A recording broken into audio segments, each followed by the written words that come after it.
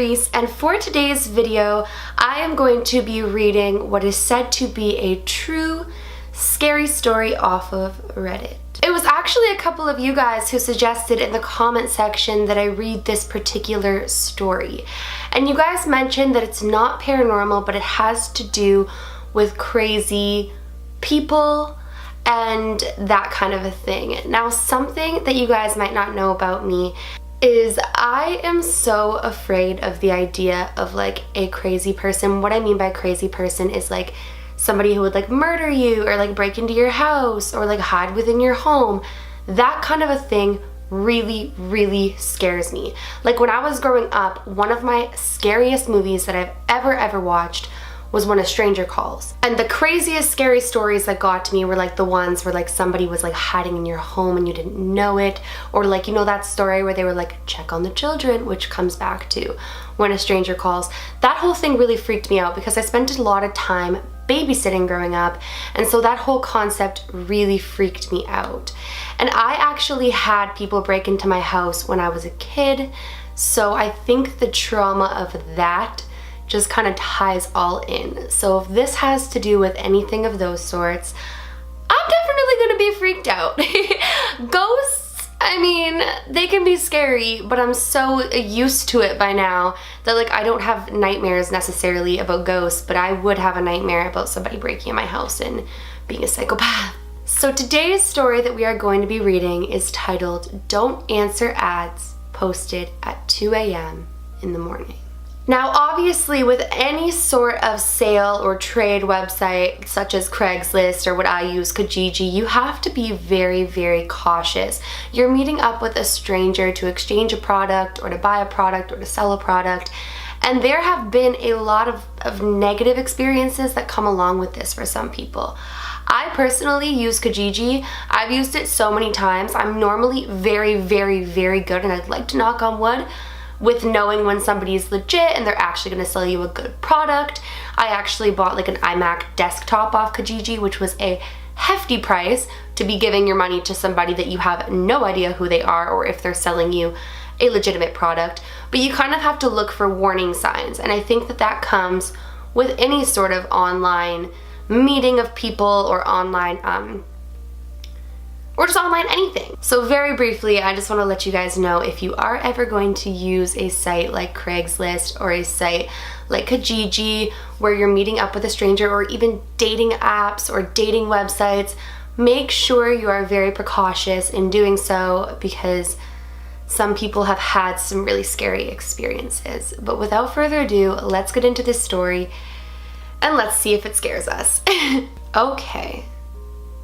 Oh, he swears. I don't really like to swear on my channel. Very rarely do I swear, so we're gonna change the word dumb to idiot. He says, so I'm an idiot. Let me just get that out there. Reading this, you'll feel the urge to shake me and tell me just how many brain cells I'm missing. The answer is a lot. Rest assured, I'm very well aware of how much of a mess up I am. So let's get started. I'm currently looking for a car since I've been living on my own now and am using public transportation to get everywhere. I'm looking for a new job though, and I don't want my options limited to where there is a bus stop.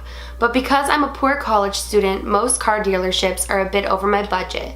And when they do have cars that are in my price range, they tend to be really bad. So I've resorted to trying out my luck on various sites like Craigslist, hoping to score a bargain deal. This happened a few nights ago, right when my school went on Thanksgiving break. He says, we have the whole week off at the exact same time the new Pokemon games came out. Holler at ya, boy. Since I don't have to wake up early anymore, my whole sleeping schedule has been flipped around, with me typically going to bed at around 4 a.m. Because I'm on Thanksgiving break, I'm visiting home, but this particular night, both my parents were gone due to their own little mini vacation. So I'm chilling in my parents' basement at around 2 a.m. when I decide to check up on a local site like Craigslist and see if any good car deals have been posted since I last checked. Lo and behold, somebody has posted a killer deal on a fairly new, 2003 is new for me, car that was exactly in my price range.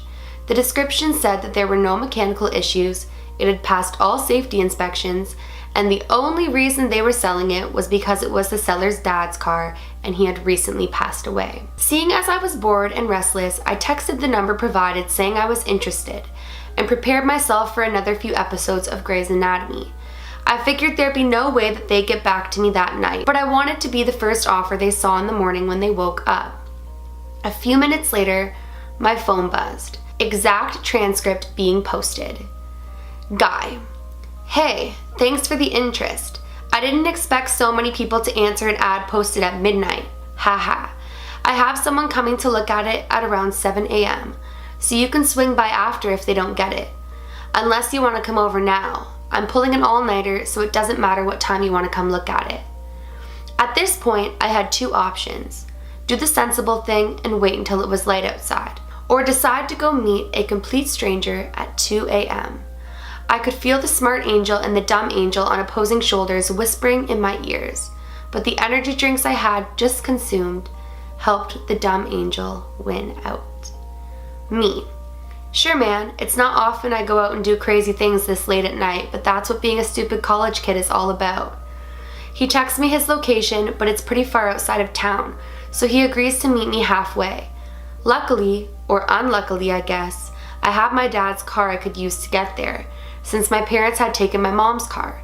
So I hopped in and drove to the address. I arrived at about 3 a.m. The whole thing was exciting and I was kind of revved in the fact that I was doing something kind of stupid, but I figured that taking a risk for such a great deal was how you got the good deals. The one thing that freaked me out was that the place was super creepy. I parked in front of a parking garage and double-checked the address.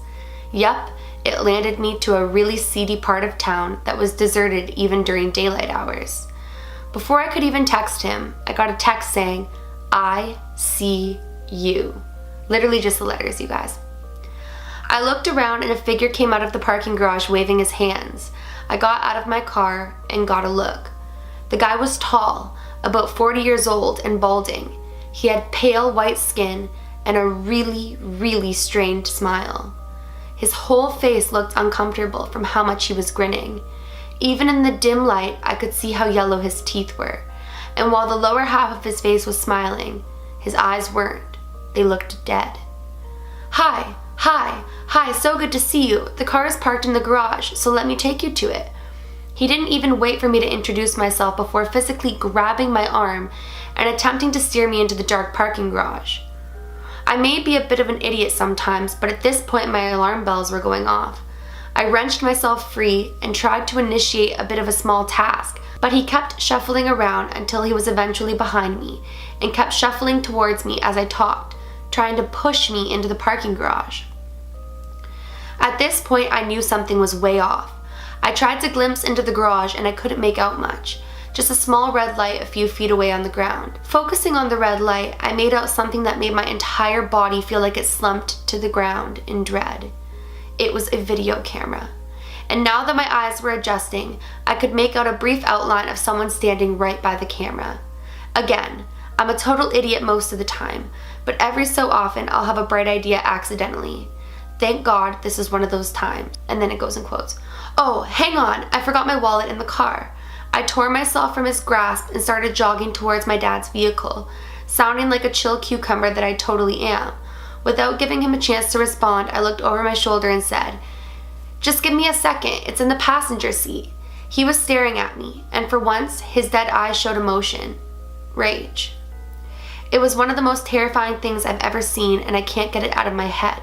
His smile was so huge and so forced, but his eyes were incredibly, incredibly angry. He didn't say anything as I got to my car, unlocked it, got in the driver's seat, and acted like I was rooting around on my passenger seat. I did hear something as I jammed my keys in the ignition and slammed my foot on the gas pedal. Hey! It was a really deep, angry voice that looked totally different from the guys I was talking to. I booked it out of there, but as soon as I looked in my rearview mirror, I saw about 10 figures run out of the parking garage, waving crowbars and bladed objects in the air. I was going about 80 miles per hour on State Street, but I didn't care. I drove that fast until I got home and parked. I was shaking. I ran into my home, locked all the doors, and checked to see if anybody followed. They didn't. I phoned the police. They came over and took my statement. I'm not sure if they believed me at first, since I was already home by the time I called them.